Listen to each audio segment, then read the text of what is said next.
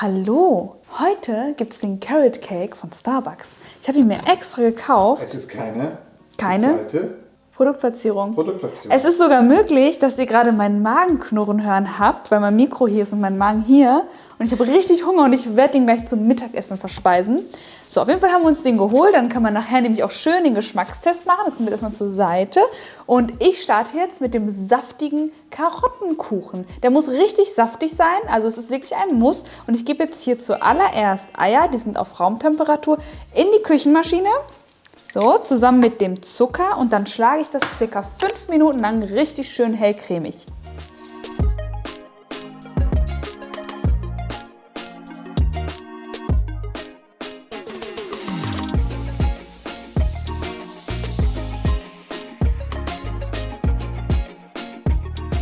So, dann ganz kurz das Öl einrühren und jetzt kommen wir zu den trockenen Zutaten. Übrigens alle ganz genauen Mengenangaben, die findet ihr immer unten in der Videobeschreibung. Einfach den Titel aufklappen und dann seht ihr sie. Und jetzt habe ich hier einmal Mehl, Backkakao, dann gebe ich da noch Backpulver dazu und Zimt. Ich finde, Zimt darf nicht fehlen. So, einmal grob vorab verrühren und dann mit zur Eiermasse sieben und auch nur ganz kurz einrühren.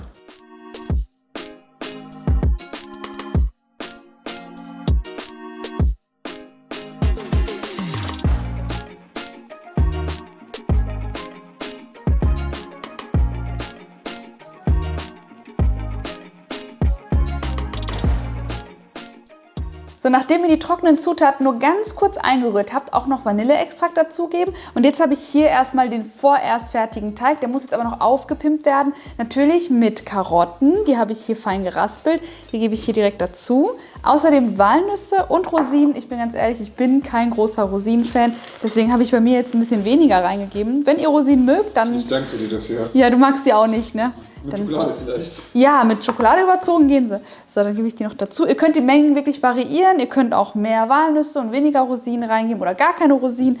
So, jetzt hebe ich das ganz kurz unter und dann können wir das auch schon backen.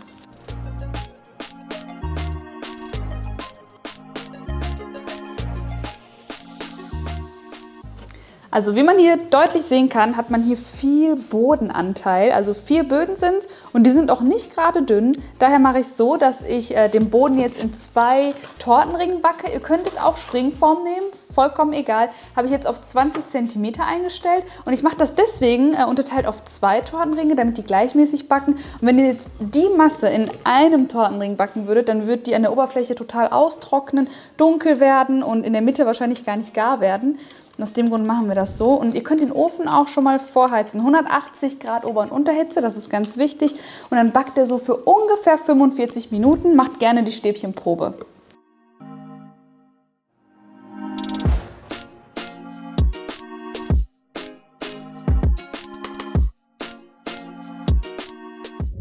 So, meine Süßen, während jetzt der Boden abkühlt, kümmern wir uns um das Cream Cheese Frosting. Dafür benötigen wir zimmerwarme Butter, die ich jetzt zuallererst in der Küchenmaschine aufschlagen werde. Ich gucke gleich auf den Timer und sage euch dann, wie viele Minuten es gedauert hat. Wichtig ist, dass es jetzt wirklich richtig schön hellcremig ist und dann sehen wir uns gleich wieder.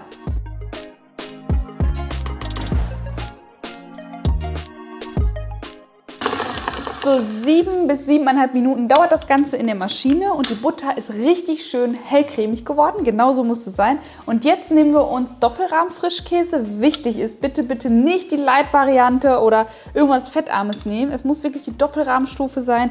An Frischkäse gebe ich jetzt mit dazu. Nur ganz kurz einrühren, nicht zu viel, sonst wird es flüssig. Dann Vanilleextrakt dazugeben, sehr wichtig für den Geschmack. Und anschließend Puderzucker, das ich vorher gesiebt habe. So, und dann ist das Frosting eigentlich auch schon fertig.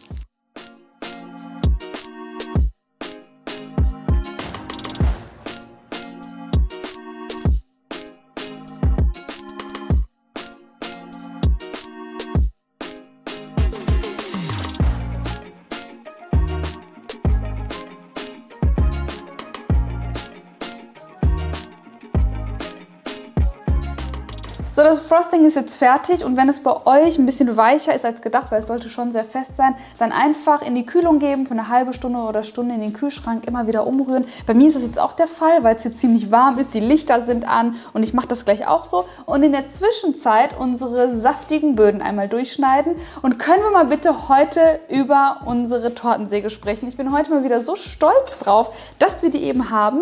Es hat sich einmal mehr herausgestellt, dass es wichtig ist, eben, dass das Produkt gut ist. Ihr habt jetzt hier kein Draht, das euch einfach kaputt geht und ihr immer wieder Ersatz braucht, sondern eine echte Klinge, also einen Wellenschliff haben wir hier und das kann eben auch die Nüsse durchschneiden. Und ich finde, das sieht auch super, super schön aus. Ich liebäugle hier schon die ganze Zeit damit. Und im nächsten Schritt ganz einfach alles füllen. Also super easy. Boden, Frosting und auch außen einmal komplett glatt streichen und dann sind wir fast fertig. Was ihr unbedingt nicht wegwerfen dürft, sind die Reste von eurem geschnittenen Boden. Die Überreste, die oben liegen bleiben, die brauchen wir nämlich gleich noch.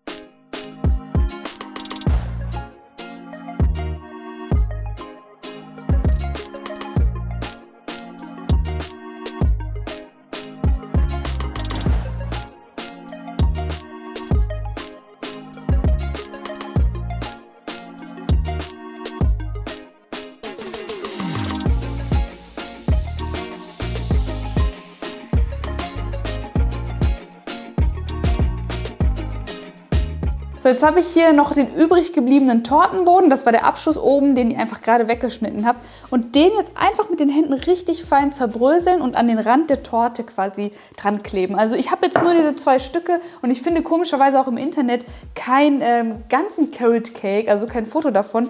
Aber anhand der Stücke habe ich gesehen, dass die es so gemacht haben. Und deswegen machen wir das auch so.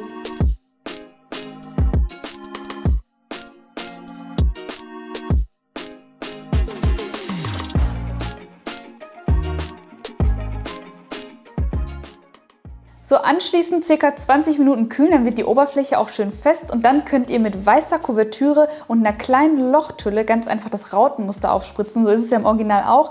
Und dann seid ihr fertig und ihr könnt euren Carrot Cake genießen. Wir machen es jetzt so, wir werden jetzt erstmal diese Endszenen shooten, also der Hamza, du machst das dann gleich, ne? Und die Fotos etc. Und dann probieren wir natürlich Original und meins. Oh, jetzt ist es, glaube ich, ein bisschen schief. Es ist so, es ist wie es ist. Hamzas Gimbal-Akku ist leer gegangen. Aber wir machen professionell weiter. Ist nicht schlimm. Was ich sagen wollte, wir probieren das gleich auf Instagram, weil, wie gesagt, es muss noch geshootet werden. Und wenn ihr uns auf Instagram noch nicht folgt, dann holt das doch jetzt schnell nach. Dann habt ihr die Szenen schon gesehen. Ansonsten werden wir sie euch am Ende des Videos einfügen und dann den ehrlichen Geschmackstest machen. Und wir werden auch wirklich ehrlich sein, ne? Auf jeden Fall. Auf jeden Fall.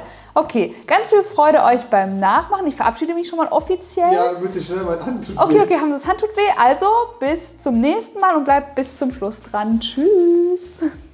Ehrliche Meinung? Ich kann es verstehen, warum die Leute das nachmachen wollen. Das schmeckt echt gut, die Torte, also beide. Aber ich finde deins einfach frischer. Schmeckt echt frischer. Man merkt, da sind frische Zutaten dabei.